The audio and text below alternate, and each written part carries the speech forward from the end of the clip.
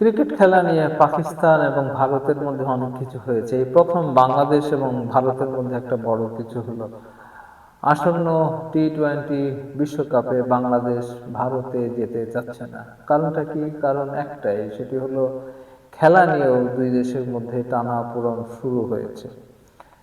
শুরুটা হলো মুস্তাফিজকে ভারতীয় একটি দল তারা আইপিএলে নিল এবং ভারতীয় কর্তৃপক্ষ জানালো যে তার নিরাপত্তা দেওয়া সম্ভব না।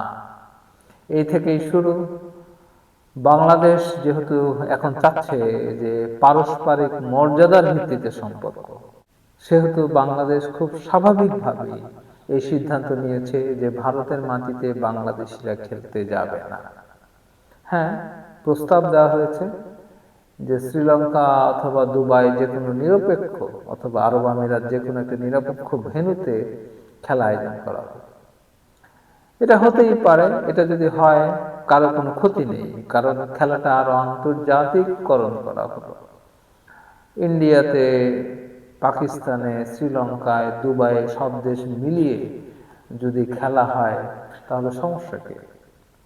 আন্তর্জাতিক ক্রিকেট কন্ট্রোল বোর্ড যেটা, তারা বাংলাদেশকে অনুরোধ করেছে, ইন্ডিয়ান ক্রিকেট কন্ট্রোল বোর্ড তারাও বাংলাদেশকে ওখানে যেতে বলেছে, কিন্তু বাংলাদেশ তার সিদ্ধান্তে অনড়। বাংলাদেশ এই সিদ্ধান্তে অনড় থাকার মাধ্যমে আন্তর্জাতিক ক্রিকেট বিশ্বকে বোঝাতে চাচ্ছে যে বাংলাদেশের খেলোয়াড়দের একটা মর্যাদা রয়েছে, একটা আত্মসম্মান রয়েছে। বাংলাদেশ টেস্ট ক্রিকেটে অনেক পরে গিয়েছে, যদিও বাংলাদেশ যখন পাকিস্তান ছিল তখন টেস্ট ক্রিকেটে তো বাংলাদেশের খেলোয়াড়রা অনেক ছিলেন, ভালোই ছিলেন, দু একজন ছিলেন। কিন্তু যখন বাংলাদেশ আবার এই বিশ্ব ক্রিকেটে অবস্থান করল, তখন অনেকেই বাংলাদেশকে ভালো চোখে দেখে নাই। সেই যে ধারাটা শুরু হয়েছে, এখনো বাংলাদেশকে ছোট করে দেখার প্রবণতা রয়েছে।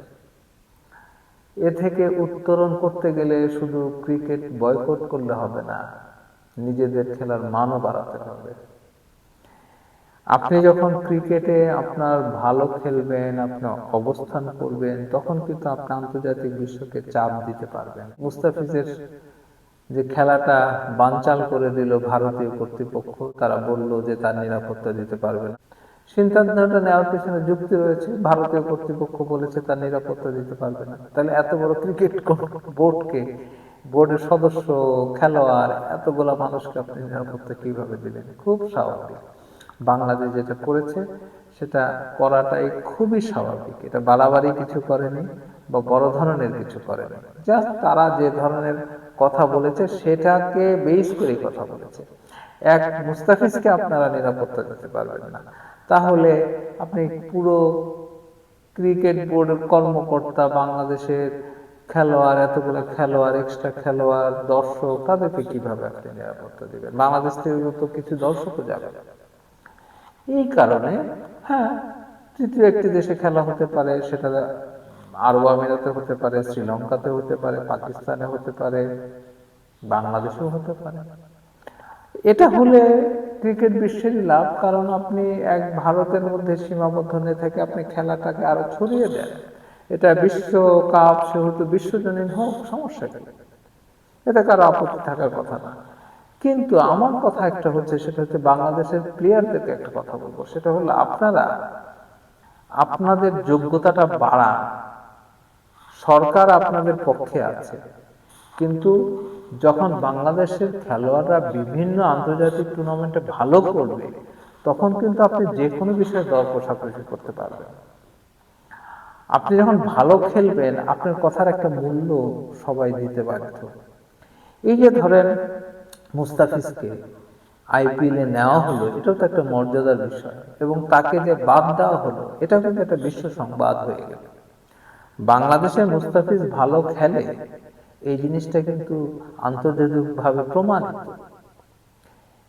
ভালো খেলোয়াড় বাংলাদেশে এই মুহূর্তেই তৈরি করতে হবে। বাংলাদেশ এই বিশ্বকাপে যাচ্ছে, এর থেকে বড় কথা হচ্ছে ক্রিকেটে বাংলাদেশের অবস্থানটা কোথায়। আপনারা জানেন যে একটা সুবিধাবাদী আওয়ামী লীগের সমর্থক একজন এমপি ছিলেন সাকিব, তাকে ছাড়া বাংলাদেশ ক্রিকেট চলবে না ইত্যাদি ইত্যাদি অনেক কথা বলা হয়েছে। হ্যাঁ, যারা আছেন তারা যে ফ্যাসিলিটিটা পান এটা কিন্তু অনেক।